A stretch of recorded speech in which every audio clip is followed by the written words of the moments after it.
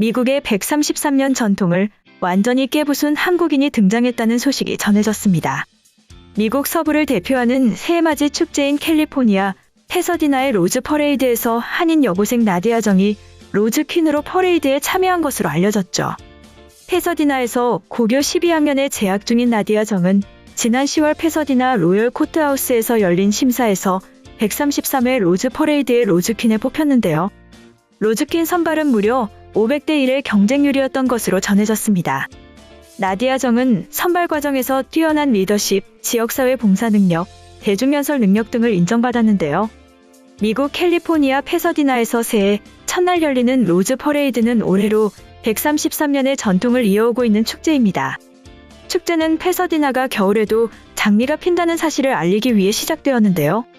장미 등 생화로 장식한 꽃마차와 밴드, 기마대가 8.8km 구간의 패서디나 시내 콜로라도 대로를 행진하며 다양한 볼거리를 제공하죠. 로즈 퍼레이드는 주요 방송이 중계해 세계적으로 수천만 명이 시청하는 것으로 알려졌습니다. 작년엔 코로나19 확산을 방지하기 위해 취소됐으나 올해 재개되었죠. 로즈퀸 선발대회는 축제 준비 과정의 하이라이트인데요. 고등학생 중 학업 성취도와 리더십, 연설 능력 등을 포함해 뛰어난 기량을 선보이는 여학생을 선발해 퀸으로 선정하고 있습니다. 매년 뛰어난 학생들이 지원하는 만큼 퀸으로 뽑히는 것은 하늘의 별 따기 수준이라고 불리고 있는데요. 올해 로즈퀸에 뽑힌 나디아 정은 발레 단원부터 합창단 회장까지 예술적으로 두루 능력을 갖추었고 뉴스그룹 인턴, 토론 교육 코디네이터 등 학업적으로도 뛰어난 것으로 알려졌죠. 그는 로즈퀸으로 퍼레이드에 참여하고 패서디나와 LA의 홍보대사로 활동하며 공식 석상에 100여 차례 나서게 됩니다. 한편 세계 장인의 세계에도 한국인이 도전하고 있다는 소식이 전해졌습니다. 현악기 제조명인 안토니오 스트라디바리우스의 고향으로 알려진 인구 7만 명 남짓의 작은 도시 이탈리아 크레모나에서 활동하고 있는 한국인의 소식이 전해졌는데요.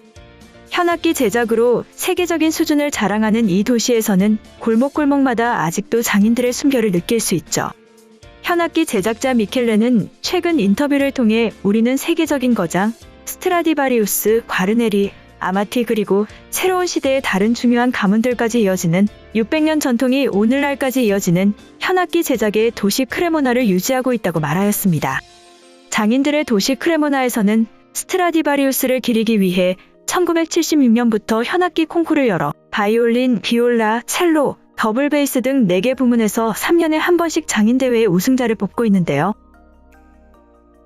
이 장인대회에서 한국인 최초로 우승자가 탄생했다는 소식이 전해졌습니다. 정가왕 씨는 지난번 콩쿠르에서 첼로 부문 금메달을 딴 최초의 한국인 우승자인데요. 그는 2015년 국제현악기 제작학교를 졸업한 후 이탈리아 출신 현악기 명인 토토시의 공방에서 작업하고 있는 것으로 알려졌죠.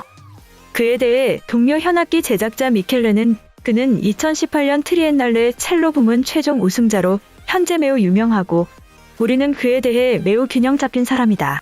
교육을 받고 다양한 지식, 많은 기술을 가지고 있으며 매우 유익한 사람이다. 현대악기 제작에 대한 아이디어와 지식을 교환하는 데 있어 정말 좋은 동료이다고 말하였습니다. 정가왕 씨가 바이올린을 배우기 시작한 것은 취미로 시작한 것으로 알려졌는데요. 그는 이후 작은 나무통에서 아름다운 음색이 나오는 게 신기해 악기에 대해 관심을 갖게 되었고 마침내 현악기 제작에 참여하게 된 것으로 알려졌습니다. 콩쿠르 우승자의 작품은 현악기 박물관에 영구 보존되는 것으로 전해졌는데요. 현재 이 작은 도시 크레모나에서 현악기 제작 장인으로 활동하는 사람은 170명 정도이고 이 가운데는 한국인 10여 명도 있는 것으로 알려졌습니다. 한국인들은 특유의 섬세한 손재주로 장인들 중에서도 뛰어난 것으로 전해졌는데요. 정가왕 씨는 언론과의 인터뷰를 통해 현악기 제작이라는 게 단시간에 결과가 나오는 분야가 아니다. 무엇보다 중요한 것은 꾸준함이다. 중간에 당연히 힘들고 흔들리고 지칠 때도 많지만 꾸준하게 악기를 연마하는 것처럼 나 자신을 연마해 간다면 어떻게든 그 보상이 반드시 주어진다고 생각한다고 밝혔죠. 다음으로 세계 그룹이 일본을 무시하고 한국으로 넘어오는 상황에 대해서 말씀드리겠습니다. 2021년 10월 이스라엘 의료기기 스타트업 나녹스가 경기도 용인시에서 반도체 공장 준공을 앞두고 공개 기념식을 개최하였습니다. 차세대 엑스레이 기기에 들어갈 전용 반도체를 만드는 시설인데요. 나녹스가 이 공장에 들인 돈만 $4천만, 한화 약 475억 원으로 알려졌습니다. 이 공장의 원래 행선지는 일본이었던 것으로 전해졌는데요. 나녹스의 원천 기술을 일본 기업 손으로부터 받았고 기기에 들어갈 다른 부품도 일본 업체가 만들고 있었기 때문이죠. 하지만 이들이 한국으로 투자를 진행하게 된 이유는 이스라엘 벤처캐피탈 요즈마그룹 때문으로 알려졌는데요. 아시아 사업을 총괄하는 요즈마그룹 코리아에서 나녹스의 한국행을 추천하였습니다. 한국 법인이 SK텔레콤과 함께 나녹스에 투자한 인연이 있었고 한국이 반도체 강국이란 점도 내세웠는데요. 당시 한국 법인 측은 SK 하이닉스 같은 대형 파트너사가 있다는 점부터 한국과 이스라엘의 비슷한 과거사까지 어필해 공장을 용인해 지을 수 있게 됐다고 설명하였습니다. 요즈마그룹은 무엇보다 일본보다 한국에 공장을 짓는 게 나녹스가 더 빠르게 성장할 수 있는 길이라고 판단한 것입니다. 이스라엘은 연구실 기업이 많지만 사업을 키울 만한 생산 기반이 많지 않다. 한국의 탄탄한 제조기업들이 이 약점을 충분히 보완할 수 있을 거라고 전망하였습니다. 요즈마그룹은 1993년 설립 이후 20여 개의 기업을 입성 과정이 가시밭길 같은 나스닥에 등록하였는데요. 요즈마그룹은 글로벌 투자업계에선 나스닥 상장 전문 VC로 꼽히고 있습니다. 한편 한국이 만들어낸 글로벌 신드롬에 일본이 눈물 흘리고 있다는 소식이 전해졌죠. 방탄소년단 진의 자작곡 슈퍼참치에 세계적 신드롬을 만들어내고 있습니다. 미국 매체 올케이팝은 최근 해양수산부도 참여한 진의 슈퍼참치 챌린지 이벤트를 연 한국대사관이라는 제목의 기사를 통해 소식을 전하였는데요. 매체는 진이 프로듀싱, 작곡, 작사와 함께 퍼포먼스까지 한 슈퍼참치는 그야말로 대세라며 진이 싸이의 기록을 깼다고 밝혔습니다.